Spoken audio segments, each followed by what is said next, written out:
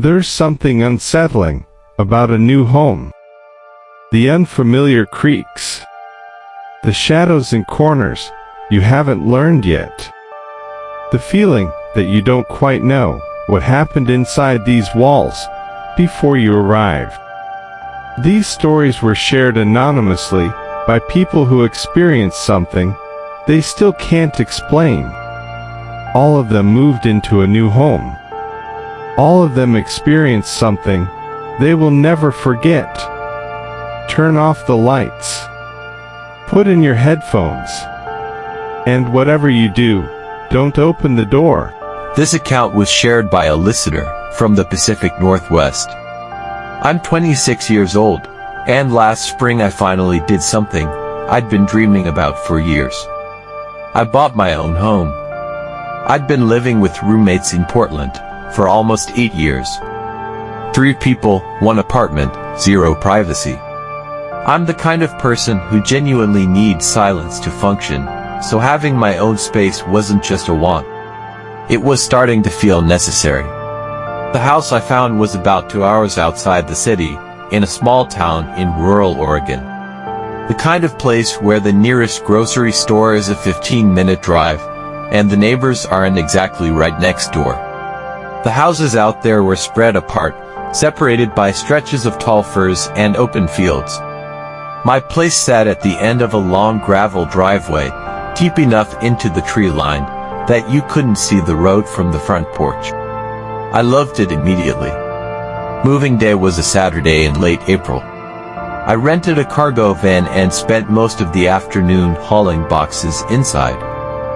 Since I was working alone and wanted to return the van before dark, I wasn't organizing. Just stacking everything in the living room to sort out later. By around 7 p.m., the sun was dropping behind the ridge, and the light was going golden through the trees. I was making what I thought was my last trip from the van, when I stepped out of the front door, and nearly walked directly into a man, standing on my porch. I jumped back, hand on the door frame, heart going about 100 miles an hour. He was maybe 50, heavyset, wearing a plaid flannel jacket. He smiled, kind of slowly, and said he was my neighbor. That he lived somewhere through the trees, to the north. I steadied my breathing and said hello, introduced myself. But the whole time I was talking, one thing kept nagging at me. I had been walking in and out of that front door for the past 4 hours. I would have seen him coming up the driveway. There was only one way to reach the house, and it was that long gravel drive through the trees. So where had he come from? He didn't say much. Just stood there for a moment, looking at me with that same slow smile. Then he stepped off the porch and walked into the trees. Not down the driveway. Directly into the forest, to the side of the house, and disappeared. I stood there for a long moment, not sure what to do with that. Eventually I shook it off. New area, probably just an eccentric local. I grabbed the last 2 boxes, locked the van, and drove it back to the rental place in town. Got a cab home. By the time I returned, it was fully dark, and the house felt very quiet and very far from everything. I was in my bedroom around 10 p.m., trying to put my bed frame together, when there was a knock at the front door. A hard, deliberate knock. I set down the wrench and listened. Silence. Then another knock, louder. I walked quietly to the door and looked through the peephole. It was the same man. But something was wrong with him. His body was moving in a way that didn't look right. A kind of trembling, jerking motion, his head shifting side to side. But his eyes, I could see them even through the peephole, were locked onto the door handle. Just staring at it. Like he was waiting. "Hey, it's your neighbor. Open the door." His voice was flat. Not friendly the way it had been that afternoon. Just flat. I didn't move. I didn't breathe. He knocked again, harder this time. Then, When I still didn't respond, something shifted in his expression. His face went tight with frustration. He slammed his palm against the door once, and then turned away from it completely. He faced the tree line, and he raised his hand, slowly, and waved. Not at me. At the darkness, between the trees. Then he ran. Straight into the forest, in the direction he'd waved. I called 911 immediately. Deputies came out within 20 minutes, and searched the property and the surrounding woods. They found no one. I've lived in that house for almost a year now. I've met the actual neighbors, a retired couple to the east, a young family about half a mile north. None of them match his description. No one in town recognizes him, from what I've told them. I still don't know who he was waving to, or how many people might have been standing out there, in the dark, waiting for me to open the door. This next account was shared anonymously by a listener from the southeast. I relocated for work about 2 years ago. I hadn't chosen to move. My company transferred me, and the timeline was tight enough that I never actually got to visit the place I'd be renting before I signed the lease. My employer handled most of the logistics. The movers went ahead of me, dropped everything off, and I drove out separately. It was a 15-hour drive. I stopped twice, once for gas, once for food, and by the time I reached the highway exit, it was past 1 a.m. I was running on caffeine and sheer stubbornness at that point. The neighborhood looked decent in the dark. Quiet streets, houses spaced normally, big trees. My rental was a 2-story place at the end of a cul-de-sac. Nothing unusual from the outside. I pulled into the driveway, grabbed my overnight bag from the back seat, and walked up to the front door. I put the key in the lock and turned it. No click. I pushed on the door, and it swung open. It was already unlocked. I stood in the doorway for a moment, uneasy. My best explanation was that the movers had forgotten to lock up when they left. Frustrating, but not impossible. I stepped inside and did a quick check. All my furniture and boxes were where they should be. Nothing seemed disturbed. I told myself it was fine. What wasn't fine was the electricity. Nothing worked. So I used my phone flashlight. I walked through the downstairs, living room, kitchen, small bathroom. Everything looked standard, if a little dated. Old hardwood floors, the kind that creak in the cold. Then I went upstairs. 5 doors off a narrow hallway. I opened each one. A bathroom, 2 small bedrooms, a linen closet. And then, the master bedroom. I pushed the door open and swept my phone light across the room. It was completely empty, except for a single tarp on the floor in the corner. It was dirty, crumpled. The kind of tarp movers used to wrap furniture, except all the furniture was downstairs. There was no reason for it to be there. I stared at it for a moment, then stepped back and pulled the door mostly shut. Too tired to deal with it. I told myself I'd ask the property manager about it in the morning. I went back downstairs, sat in one of the armchairs, still wrapped in plastic from the move, and closed my eyes. I don't know if I actually fell asleep. I remember sitting down. And then I remember a sound pulling me back. A thud. From directly above me. Not a small sound. Not a settling house creak. A heavy, deliberate thud from the second floor. I stood up slowly and looked up at the ceiling. The house was completely silent again. I stood at the bottom of the stairs for a long time, just listening. Then I turned on my phone flashlight and started up. At the top of the stairs, I shined the light down the hallway.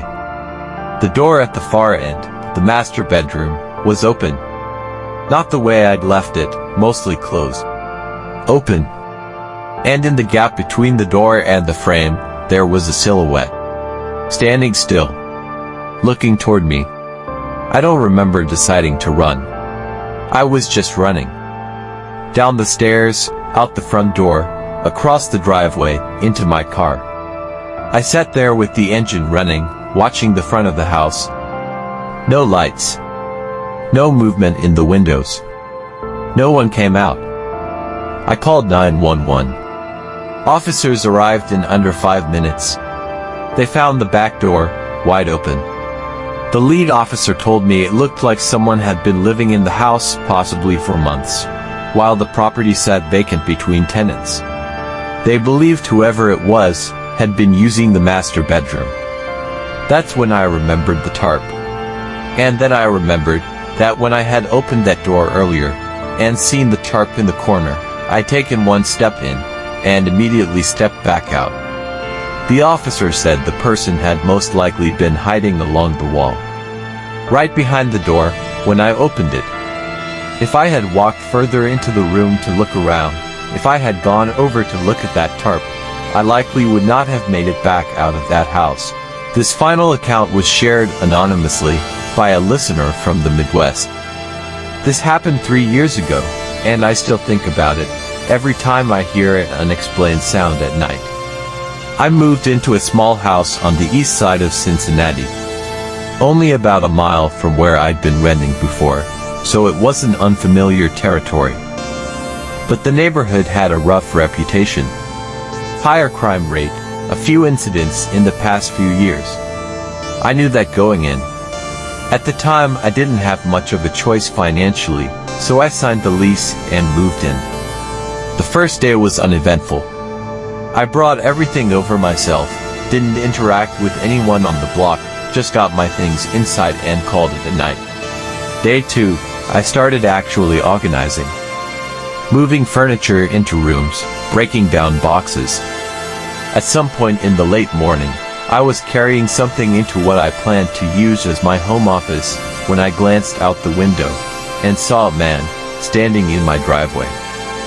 Young. Mid-20s, maybe? Just standing there, looking at the front of the house. Then he walked slowly into the yard and looked up at the windows. I watched him for a moment, unsure what to do. Then I set down what I was carrying and went downstairs to go outside and say something. By the time I opened the front door, he was gone. Not in the yard. Not on the sidewalk. Not anywhere on the street, in either direction. Just gone. It was strange. But I didn't know what to do with it, so I went back inside and kept unpacking. The rest of the day was quiet. By 10 p.m. I was done. I turned off all the lights and went to bed. I was asleep within minutes. I woke up at 3 a.m. I don't know what woke me at first. Maybe nothing. I lay there in the dark, half asleep, staring at the ceiling. Then I heard it. A sound from downstairs. Faint, but distinct. Something being dragged, slowly, across a hard floor. I held completely still, and listened. It came again. That same low, dragging sound. Then silence. I got up, opened my bedroom door, stepped into the hallway, and listened. Nothing. I went to the top of the stairs and looked down. The house was dark. Silent. I went down slowly, one hand on the railing, and at the bottom I reached around the corner and flipped on the lights. Everything looked normal, at first. But then I noticed something wrong. Every piece of furniture along the walls, the couch, the bookshelf, a stack of boxes I hadn't unpacked yet, had been moved. Pushed away from the walls. And behind them, carved into the drywall, were several small openings. Not holes from damage. Not old repairs. These were deliberately cut out sections, the edges clean, as if someone had removed pieces of the wall on purpose. Multiple spots. Along the living room, into the hallway. I ran back upstairs and called 911 from my bedroom. The police searched the house thoroughly. No one was inside. But they couldn't explain how the intruder had gotten in or out. Every window was locked. The front door was locked. The back door was locked. Their best theory was that whoever broke in had been looking for something hidden inside the walls. What? They couldn't say. There was nothing inside the openings. No drugs, no money, nothing. Just empty space behind the drywall. They never identified the person. They never figured out how he got in or out. I thought about that young man I saw in my driveway that first afternoon, watching my windows. Whether he was the one who came back that night. Whether he knew what had been hidden inside those walls before I moved in. 3 years later. I still don't have an answer. 3 homes. 3 first nights that none of these people will ever forget. If something unexplained has happened to you, send your story to Nightmare Narrated. We read every single one. If you've ever moved somewhere new and felt like something was off, like the house wasn't quite ready to let you in, maybe trust that feeling. Sometimes the danger isn't in the dark. Sometimes it's already inside. If this story kept you up, subscribe to Nightmare Narrated for new horror stories every single week. And don't forget to turn the lights back on.